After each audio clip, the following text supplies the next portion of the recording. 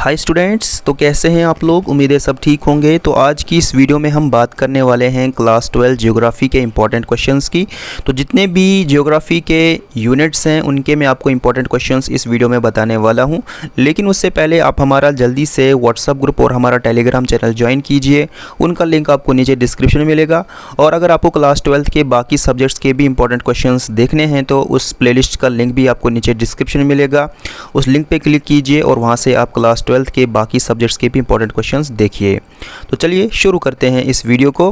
तो जो आपका यूनिट नंबर 1 है उसका नाम है human geography, nature and scope. तो यहाँ से जो इंपॉर्टेंट क्वेश्चंस बनते हैं तो आपको यहाँ से करना है explain possibilism, determinism and neo determinism thoughts human geography. उसके बाद human geography definitions by Ratzel, Ellen, Semple, Paul, Vidal, de la, Blache. जो ये बंदे हैं इनकी जो डेफिनेशंस हैं, जो इन्होंने डेफिनेशंस दी है ह्यूमन ज्योग्राफी की, वो आपने याद करनी है। उसके बाद all fields of human geography, जितनी भी ह्यूमन ज्योग्राफी की फील्ड्स हैं उनके नाम आपको याद रखने हैं और उनके सब फील्ड्स की भी वो नाम भी आपको याद रखने हैं। उसके बाद describe briefly the scope of human geography. उसके बाद define human geography and name some subfields of human geography. उसके बाद write a note on the nature and significance of human geography. उसके बाद the concept of neo determinism is given by. किसने neo determinism का concept दिया था, ये 1 mark का क्वेश्चन आ सकता है फिल इन द ब्लैंक्स में। Human geography is defined as a case study of changing relationship between unresting man and unstable earth. Explain the statement.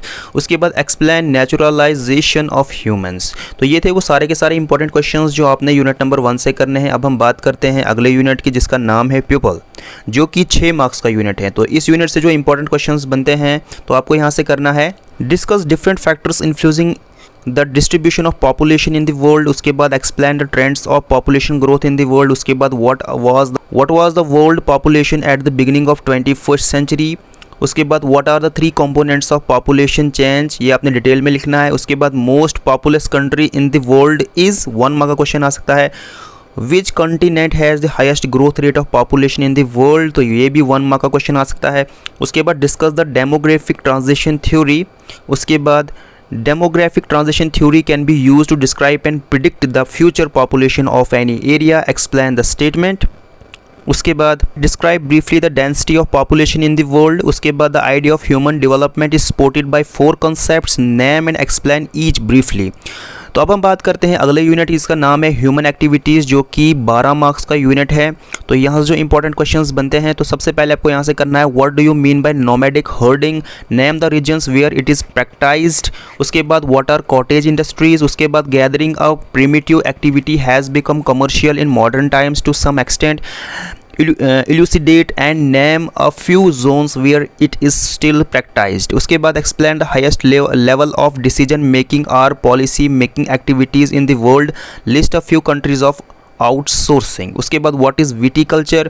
उसके बाद in what ways the service sector is developed countries is different than those in the advanced countries. Explain. उसके बाद discuss briefly the quaternary activities. उसके बाद distinguish between small scale and large scale industries. उसके बाद explain why secondary activities absorb more people in advanced countries than primary activities. उसके बाद आपको करना है what is the importance of knowledge based industries in Indian economy. उसके बाद what do you understand by transhumance. List four Indian tribes practising seasonal migration. उसके बाद describe plantation agriculture, state its importance in Indian economy. उसके बाद explain why secondary activities absorb more people in advance countries than primary activities. उसके बाद distinguish between agro based and mineral based industries. उसके बाद आपको करना है discuss briefly the quaternary activities. Commercial livestock rearing is usually associated with western cultures. Elucidate the statement. उसके बाद आपको करना है explain the significance of transport and communication as tertiary activity. उसके बाद mention the importance of cooperative farming. तो ये थे वो सारे के सारे इंपॉर्टेंट क्वेश्चंस जो आपको यूनिट नंबर 3 से करने हैं। तो अब हम बात करते हैं अगले यूनिट की जिसका नाम है ट्रांसपोर्ट कम्युनिकेशन एंड ट्रेड, जो कि 12 मार्क्स का यूनिट है। तो यहाँ से जो इंपॉर्टेंट क्वेश्चंस बनते हैं, तो सबसे पहले आपको यहाँ से करना है explain trans Siberian continental railways, उसके बाद discuss briefly the satellite communication, उसके बाद what are the advantages of pipeline transportation for oil and natural gas, उसके बाद explain the role of WTO in international trade, उसके बाद what are the advantages of water transport, उसके बाद explain railways as a mode of land transport for bulky goods and passenger over long distances, उसके बाद explain air transport as fastest means of transportation, उसके बाद discuss highways with suitable examples from different regions of the world, उसके बाद explain how air transport has brought about a connectivity revolution in the world, उसके बाद what is the history of international trade, explain the role of WTO in managing international trade, उसके बाद explain railways as an important means of transport in the world, उसके बाद आपको करना है how are ports helpful for trade, give a classification of ports on the basis of their locations, उसके बाद आपको करना है describe the importance of communication in modern days, उसके बाद what are the modes of by which cyberspace has expanded the contemporary economic and social space of humans, उसके बाद what is the importance of Suez Canal, उसके बाद explain the term slave trade, उसके बाद name the major regions of the world having dense network of airways, उसके बाद आपको करना है describe factors which form the basis of international trade। तो ये थे वो सारे के सारे इंपॉर्टेंट क्वेश्चंस जो आपको यूनिट नंबर 4 यानी कि ट्रांसपोर्ट कम्युनिकेशन एंड ट्रेड वाले यूनिट से करने हैं। तो यूनिट नंबर 5 जो है ये मैप वाला यूनिट है। तो इसमें लिखा गया है कि जो भी आपने एबो यूनिट पढ़ा, जो भी आपने यूनिट नंबर 4 पढ़ा, उसमें जितने भी पॉलिटिकल मैप है वो आपने कर लेने हैं। ठीक है, ये आप कर लेना खुद ही, 2 मार्क्स का यहाँ से आपको मैप का क्वेश्चन आएगा, तो ये आप कर लेना। तो अब हम बात करते हैं अगले यूनिट की, जिसका नाम है पीपल, जो कि 5 मार्क्स का यूनिट है। तो यहाँ से जो इंपॉर्टेंट क्वेश्चंस बनते हैं, तो यहाँ से आपको करना है discuss briefly the growth of population in India, उसके बाद how the growth of population influences the economic development of a country. तो अब हम बात करते हैं अगले यूनिट की, इसका नाम है ह्यूमन सेटलमेंट्स, जो कि 4 मार्क्स का यूनिट है। यहाँ से जो इंपॉर्टेंट क्वेश्चंस बनते हैं, तो सबसे पहले आपको यहाँ से करना है rural settlements represent a great challenge and opportunity for planners, explain with examples.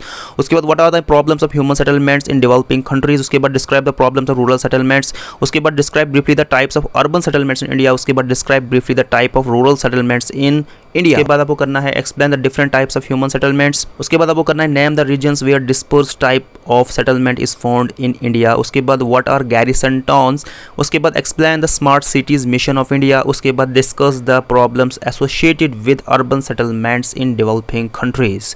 तो ये थे वो सारे के सारे इंपॉर्टेंट क्वेश्चंस जो आपको यूनिट नंबर 7 से करने हैं। अब हम बात करते हैं अगले यूनिट की, जिसका नाम है रिसोर्सेज एंड डेवलपमेंट, जो कि 10 मार्क्स का यूनिट है। तो यहाँ जो इंपॉर्टेंट क्वेश्चंस बनते हैं, तो सबसे पहले आपको यहाँ से करना है Indian agriculture is still facing certain problems, explain briefly. उसके बाद आपको करना है explain the importance and distribution of mica in India. उसके बाद what are the different types of environmental problems of land resources in India. उसके बाद describe the petroleum resources of India. उसके बाद explain the production and distribution of iron ore in India. उसके बाद आपको करना है describe the role of roads in economic development of India. उसके बाद आपको करना है suggest the measures for promotion of sustainability in Indira Gandhi canal command area. तो ये थे वो सारे के सारे इंपॉर्टेंट क्वेश्चन जो आपको यूनिट नंबर 8 से करने हैं। अब हम बात करते हैं अगले यूनिट की, जिसका नाम है transport communication and international trade, जो कि 8 मार्क्स का यूनिट है। तो यहाँ जो इंपॉर्टेंट क्वेश्चंस बनते हैं, तो सबसे पहले आपको यहाँ से करना है describe the national highways of India. उसके बाद discuss briefly the significance of national highways of India. उसके बाद आपको करना है give a brief account of the development of railways in India. उसके बाद describe the recent changes in the character and direction of foreign trade in India.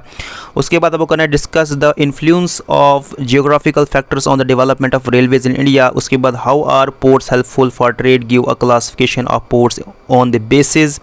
उसके बाद discuss the geographical and economic factor that have led to the growth and development of Mumbai port.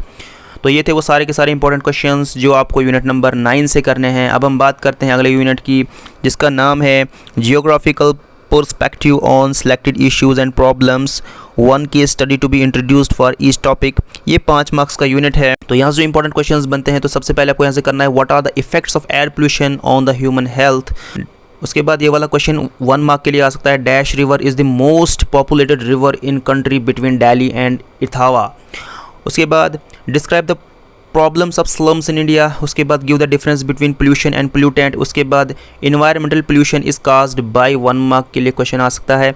उसके बाद push and pull factors are responsible for dash, तो ये भी 1 mark के लिए question आ सकता था, तो ये भी 1 मार्क के लिए क्वेश्चन आ सकता है। ये थे वो सारे के सारे इंपॉर्टेंट क्वेश्चंस इन सभी यूनिट्स के। तो इस वीडियो को आप अपने दोस्तों के साथ शेयर कीजिए। अगर आप चैनल पर नए हैं तो चैनल को सब्सक्राइब कीजिए।